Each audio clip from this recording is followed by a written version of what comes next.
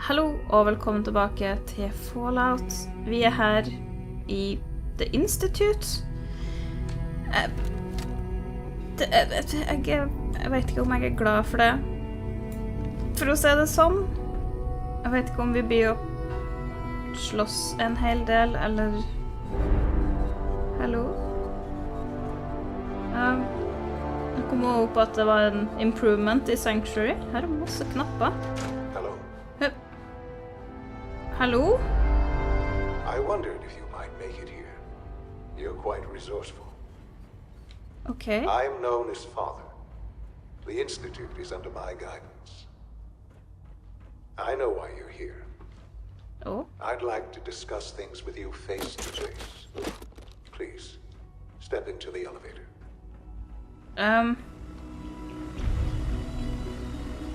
Okay. Ja, vi luter litt. Ok, det var en fancy heis. Jeg tenkte å si at de har det ganske crappy her. Se på døren her og sånn. Men så har de liksom sånn blinkende lys. Og skumle heiser. Å, Gud. Blir det noe slåssing, så må jeg fikse helsa mi. What you think of us. I'd like to show you that you may have the wrong impression. Ok. Jeg stoler ikke helt på deg, far. Welcome to the Institute. Oh. Det er en person der. This is Det the er mange reality of personer the her. Institute. This place, these people, the work we do. Det er folk For over overalt. 100 years, we've dedicated ourselves to humanity's survival. Decades of research, countless experiments and trials, a shared vision of how science can help shape the future. It has never been easy, and our actions are often misinterpreted by those above ground. Someday, perhaps, we can show them what we've accomplished. But for now, we must remain underground.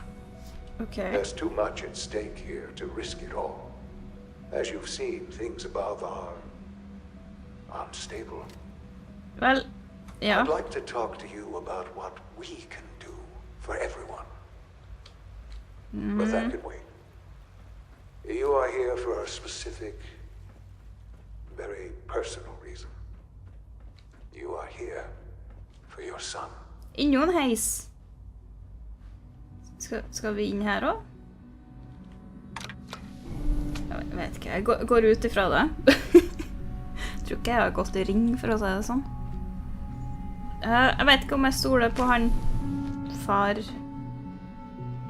Det er en unge der. Spanner? Ear examiner? Men...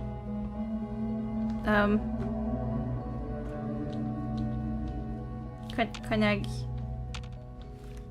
Hei. Sean? Sean? Huh? Yes, I'm Sean. Jeg tror ikke det er han. Sean? Is that really you? Who are you? Ja. Sean, where is everyone? Father, what's going on? What's happening? Sean, are you okay? You're not hurt, are you? What's going on? Father? Father! Sean, open the door. I don't know you. Go away! Father! Father, help me! Jeg har ikke lyst til å si at jeg er mora. Ja, nei, jeg vet ikke. Please, Sean. Father, help me! I'm your mother. She's trying to take me! Just talk to me. Father? Just Father, help open the me. door. Du. Hold deg vekk. S923, recall code Cirrus. Fascinating, but disappointing.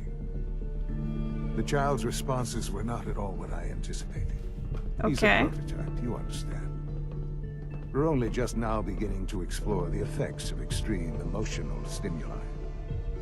Please try and keep an open mind.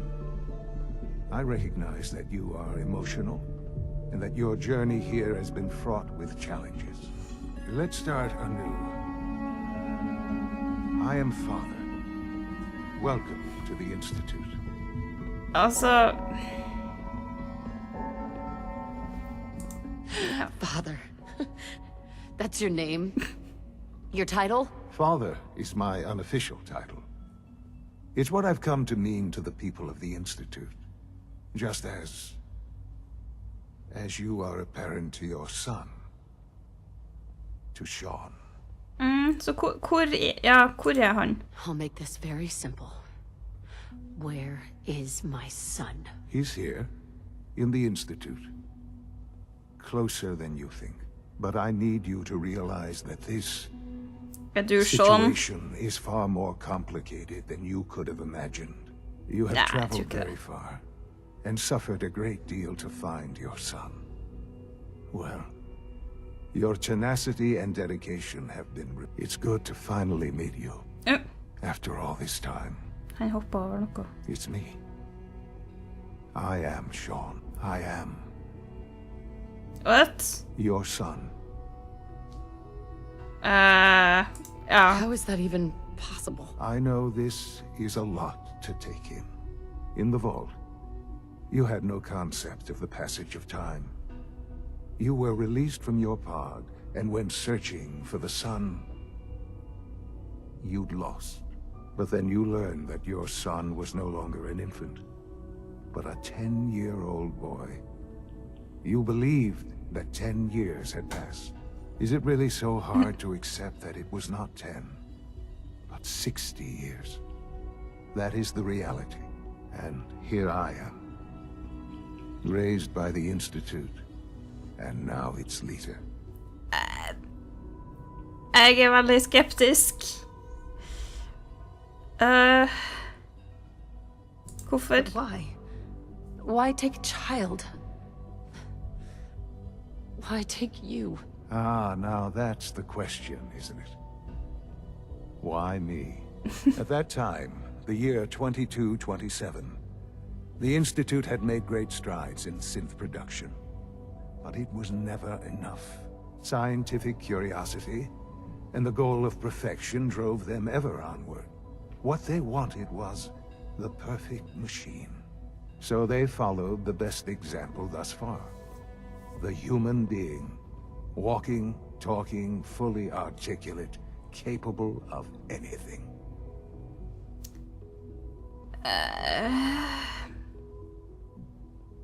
Yeah. So the weird science experiments needed specimens. That's why they took you? In a manner of speaking, yes. The Institute endeavored to create synthetic organics. The most logical starting point, of course, was human DNA. Plenty of that was available, of course. But it had all become corrupted. In this wasteland, radiation affected everyone. Even in their attempts to shield themselves from the world above, members of the Institute had been exposed. Another source was necessary. But then the Institute found me, after discovering records from Vault 111. An infant, frozen in time, protected from the radiation-induced mutations that had crept into every other human cell in the Commonwealth. I was exactly what they needed. And so it was my DNA that became the basis of the synthetic organics used to create every human-like synth you see today. I am their father. Through science, we are family. The synths, me, and you. Jeg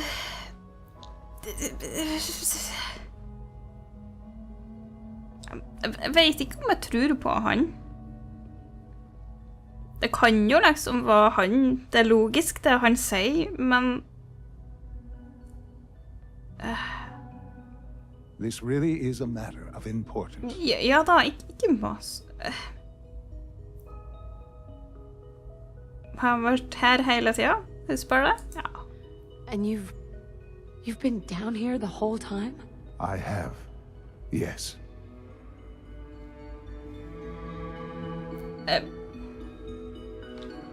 Okay. What's going on here? Please try and keep an open mind.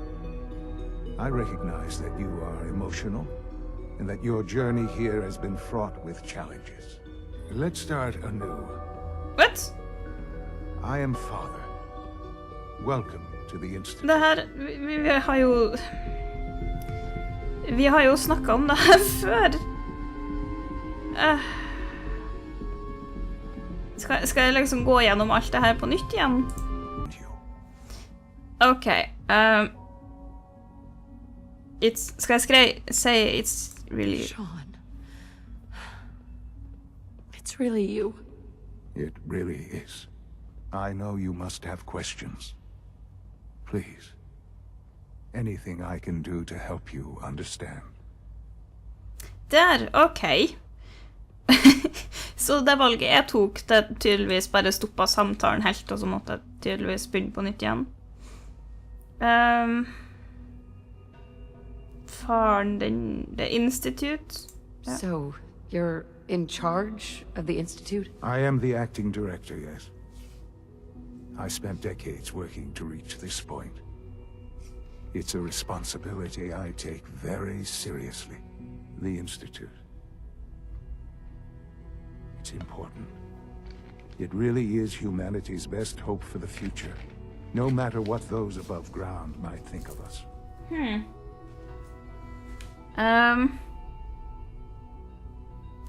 Hvorfor du? But, director? Why you? I was the most qualified for the position. Obviously. I've lived my life within these walls. Dedicated to science like every other member of the Institute. My hard work has paid off. Ultimately, the Commonwealth has nothing to fear from us. Whatever you've seen or heard, I know I can convince you of that. Just give me time. What else can I say to ease your mind? Kellogg? Kellogg. He worked for you? Kellogg. He was an Institute asset long before I arrived here. It wasn't until I became director that I learned of all the things he'd done. What kind of man he was. Yeah.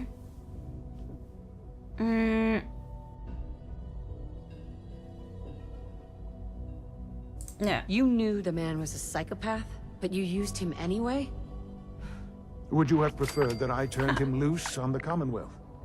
At least keeping him on a short leash kept the collateral damage to a minimum.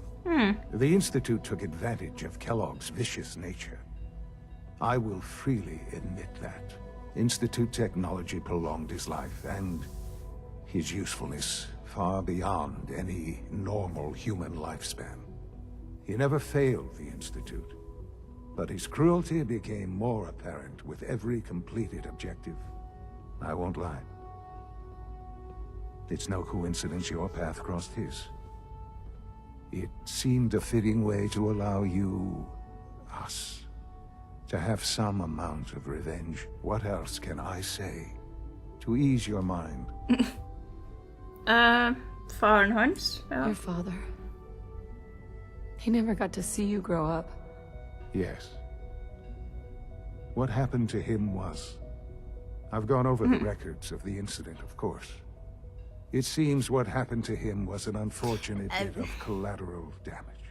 For many years, Bullshit. I never questioned who my parents were. De har ikke trengt å drepe han. I accepted my situation, and that was that.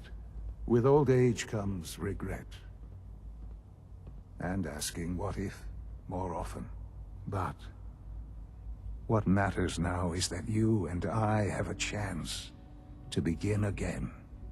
I know there's more for us to discuss, but the Institute is on the verge of some important breakthroughs. Your presence would be appreciated as we approach them. I've been a part of something amazing here. I've helped to build a life for myself and the people of the Institute. And now, after all these years, you have an opportunity to help with that. Doesn't that intrigue you? Isn't that what you want? Skeptisk? Maybe. I don't know.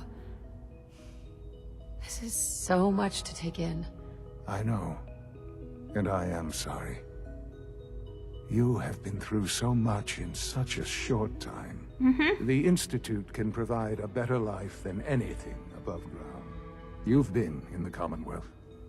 You've seen what it's like. I assure you that you are better off with us. Nei, jeg vet ærlig talt ikke. I don't know what to do. I realize that. It's why I'm trying to help you. I hope that you can see that rationally. The Institute is the only thing left in the world that is worth being part of. I simply ask that you give the Institute, me, a chance. A chance to show you what I've been telling you. We really do have humanity's best interests at heart. Will you take that chance? Okay. All right. Thank you. The Institute is now your home, as much as it is mine. Please take some time, get to know it.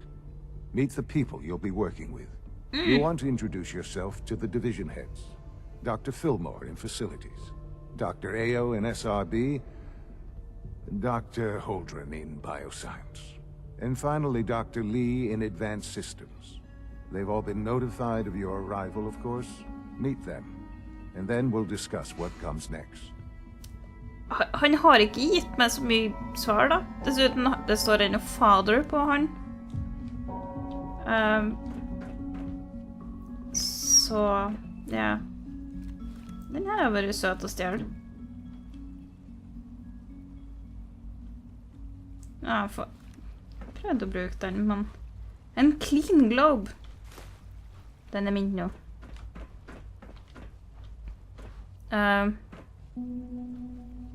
Ja. Ok.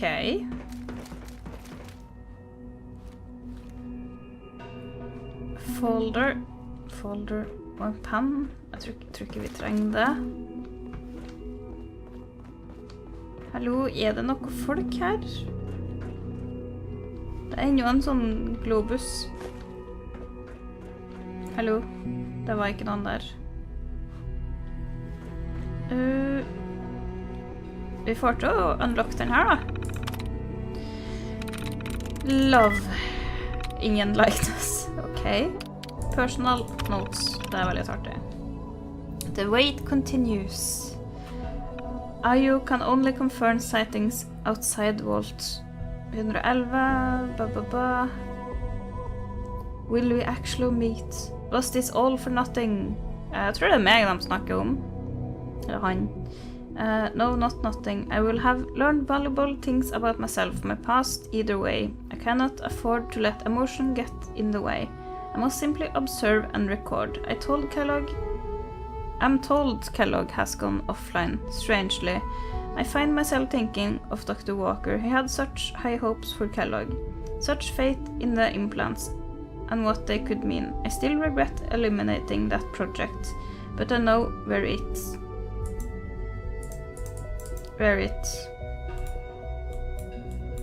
får ikke lov til å gå. Yeah, would have led us. Walker was never shy about his goals, and too many others were starting to listen. In the end, I believe I was justified. The Institute is about preserving humanity, not some bizarre amalgamation? Jeg vet ikke, of biology and technology. Greit nok. Synt skjøtten. Jeg vet ikke helt hva det var, men... Ok, lærte vi noe? Så veldig egentlig.